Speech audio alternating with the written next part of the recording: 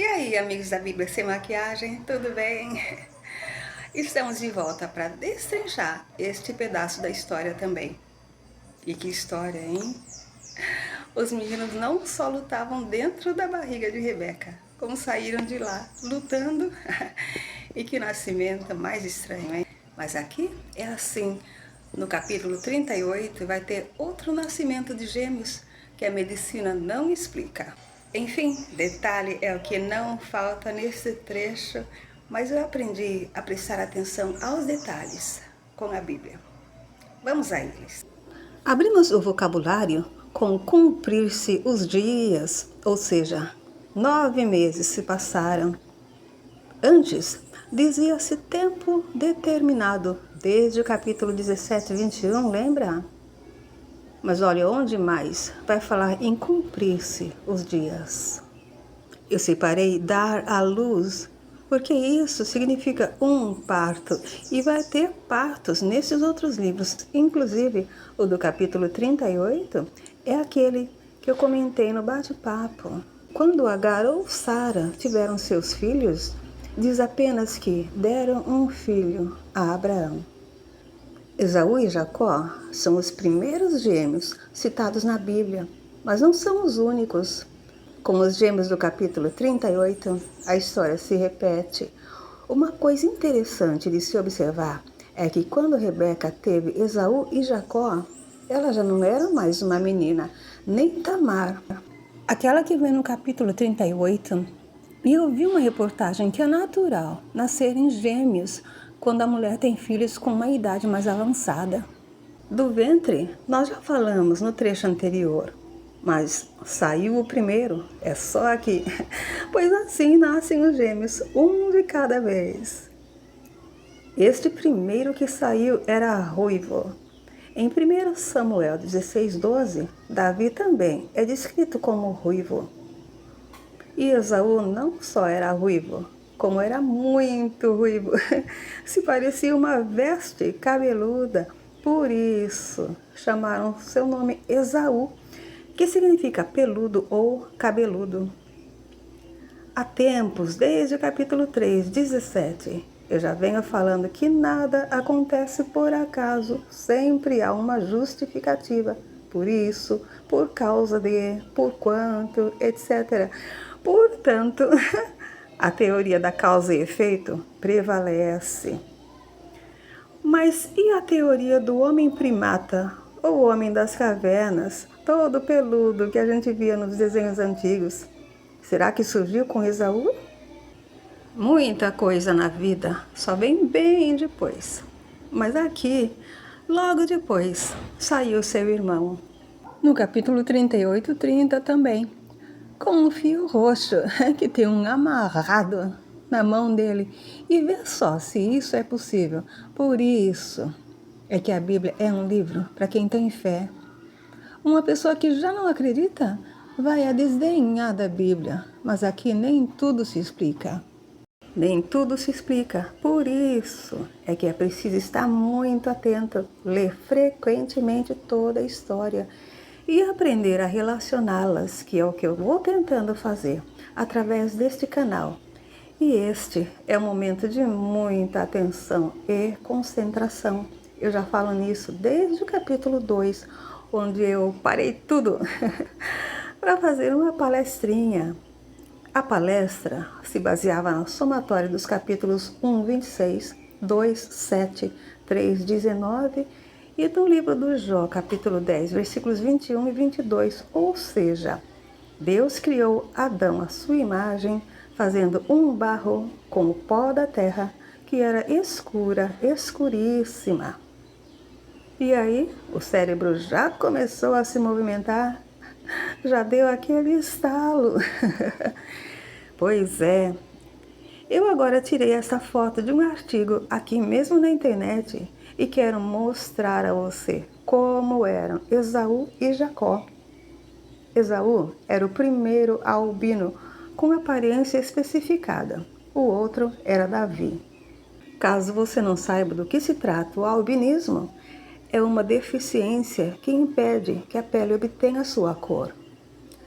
Naquela palestra do capítulo 2, eu já adiantei que na Ilha de Maré, na Bahia, é onde se encontra a maior população de albinos. Por que é que ninguém fala nisso? Te conto depois. E olha só como foi que Jacó saiu depois, com a mão agarrada ao calcanhar de Esaú.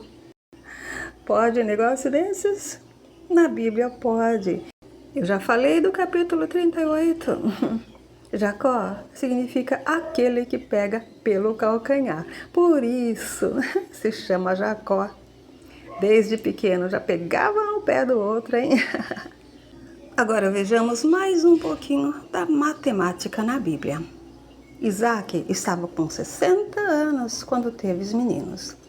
Abraão teve Isaac com 100 anos e morreu com 175, como vimos neste mesmo capítulo, no versículo 7, ou seja, viveu mais 75 anos depois do nascimento de Isaac. Pergunta: Abraão conheceu esses netos? Cálculo: 175 menos 60 equivalem a 15. Resposta: sim. E os meninos deveriam estar por volta dos 15 anos, quando ele morreu. Se a gente for lendo direto, sem parar, para fazer estas conjecturas, vai negligenciar esses detalhes, porque em lugar nenhum vai falar do relacionamento dos meninos com o avô, nem com os outros filhos de Abraão ou de Ismael. Enquanto eles não nasciam, Abraão teve 6 filhos e Ismael 12. Tudo bem que depois Esaú vai casar com uma filha de Ismael, mas até lá, como sempre, a história é contada fora da ordem. Já foi até título do bate-papo do vocabulário do capítulo 7, dos versículos 1 ao 16. A gente é que precisa queimar o fusível para tentar organizar e conseguir acompanhar a história. No versículo 27, voltamos ao verbo crescer. Isaac e Ismael cresceram no capítulo 21, versículos 8 e 20. Mas Paulo usa este mesmo verbo muitas vezes para falar do crescimento da fé. E de volta também está o varão. Só que antes do varão veio a varoa, no capítulo 2, 23, sendo Eva a primeira. Esaú era perito na caça, que equivale ao caçador, outra das profissões mais antigas, pois Nimrod também não era um poderoso caçador, no capítulo 10. Mas Jacó não, era varão simples e habitava em tendas, que era usual na época. Mas vê só que os descendentes de Ismael já tinham castelos, no versículo 16. Um detalhe bem sutil aqui é que na história de Caim e Abel, o varão do campo era Caim, e o que lidava com os bichos era Abel. Não foi Abel que ofereceu um holocausto a Deus? Segue no versículo 28 com uma coisa que não se explica: a preferência dos pais por um dos filhos.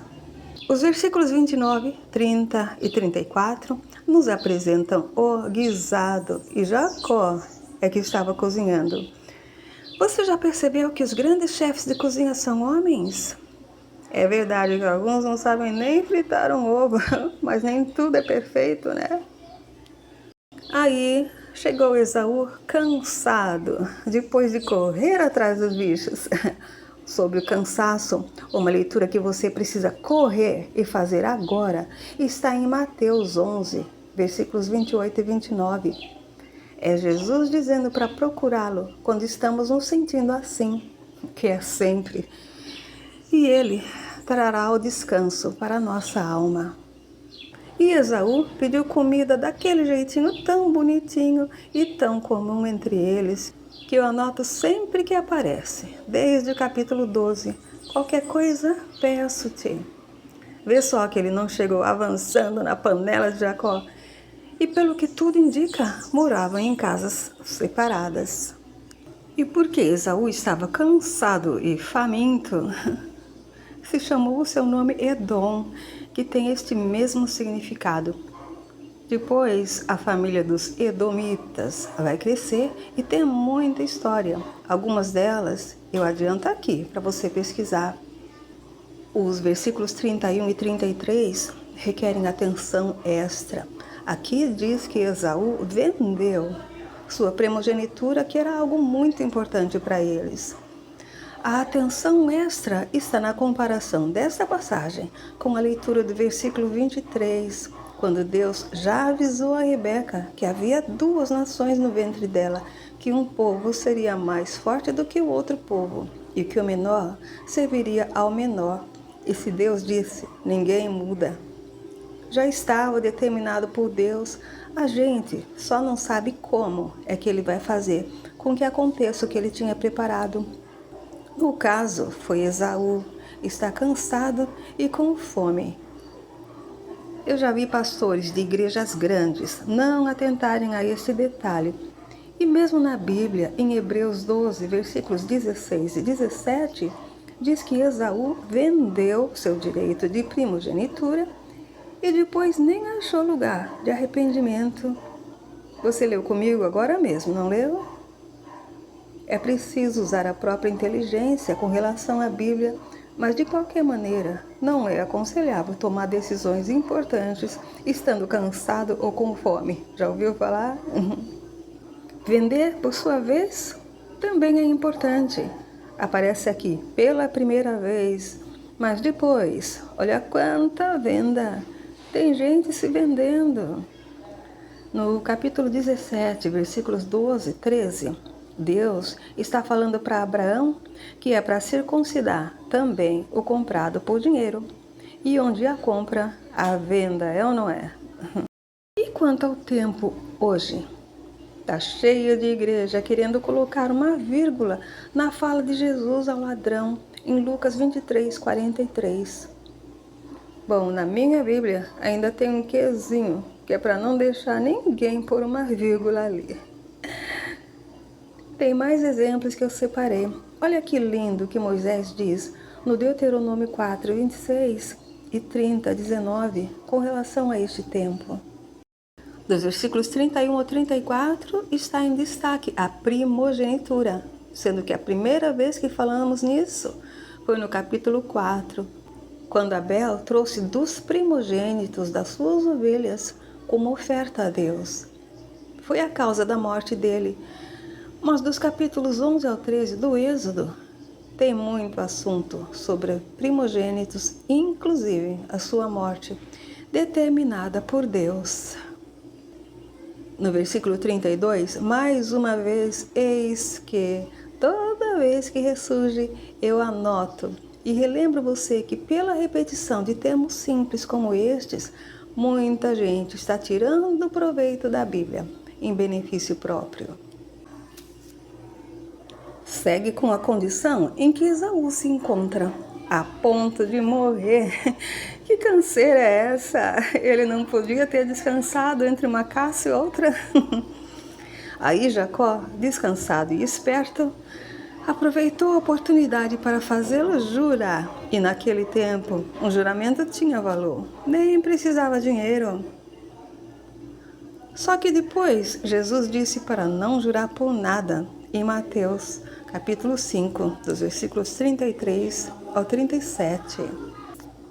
No versículo 34, diz que o guisado era de lentilhas. Eu nunca cozinhei lentilhas, mas tem gente que acredita que comer lentilhas no fim do ano traz sorte. Será que vem dessa história? Essa expressão comer e beber também já apareceu por aqui, só que em forma de banquete, no capítulo 19, versículo 3, quando Ló recebe 2 anjos em casa. Ora, se há banquete, há comida e bebida, é ou não é? Enfim, cada palavra conta e a expressão comer e beber começa aqui e eu vou adiantar as passagens do capítulo 26 e do Êxodo 32, versículo 6, onde o povo será punido duramente por essa atitude. Quanto a levantar-se, já vem sendo formatado na nossa cabeça desde o capítulo 3. Repare como será usado constantemente no Novo Testamento.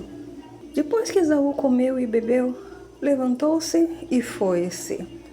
No capítulo 28:10, é a vez do verbo ir ser usado assim para o próprio Jacó. Foi-se a Harã. O primeiro que foi-se foi o próprio Deus, quando acabou de falar a Abraão no capítulo 18:33. Eu já disse antes, neste mesmo vocabulário, como as palavras, mesmo as mais insignificantes, têm utilidade para os lobos em pele de ovelhas que estão espalhados por aí, e este verbo foi reconhecido para isso. Tem uma denominação que eu participei, até que descobri que eram funcionários de outro Deus, que tinha quase que um livro inteiro com este verbo usando seu imperativo, vai. Eliseu usa assim, várias vezes, no segundo livro dos Reis. E olha só em Mateus 8:8, a prova da fé do centurião de Cafarnaum, quando disse a Jesus que apenas uma palavra dele era suficiente para curar o paralítico que jazia em sua casa. Continuando e encerrando o versículo 34 com o verbo desprezar. Sara foi a primeira que se sentiu desprezada por Agar, quando essa concebeu, no capítulo 16:4. Agora vem Esaú desprezando a sua primogenitura. Jacó queria muito essa primogenitura, tanto que agarrou o calcanhar de Esaú para ver se saía antes. Mas, no decorrer da história, você vai ver que mesmo tendo se transformado no primogênito, que aliás já era abençoado por Deus para isso, ele não teve uma vida suave. O capítulo 53 do profeta Isaías é sobre a vinda de Jesus. Jesus veio ao mundo por Deus, não é? Observe a descrição que Isaías faz de Jesus. Não tinha parecer nem formosura, e olhando nós para ele, nenhuma beleza vimos para que o desejássemos. Era desprezado e o mais indigno entre os homens. Homem de dores, experimentado nos trabalhos, e como um de quem os homens escondiam o rosto. Era desprezado, e não fizemos dele caso algum. É esse Jesus que deram para você? Eu já dei muitas motivações para ver se você passa a meditar nas leituras daqui em diante. Então, por hoje, já tem bastante material. Pense, medite, reflita, tire conclusões e comente. Foi para você que Deus deixou a Bíblia. E eu espero que você passe a conhecê-lo melhor através deste canal, a Bíblia, sem maquiagem. No próximo vídeo, vamos ver que Isaac vai ter que mudar dali em busca de comida. Até lá!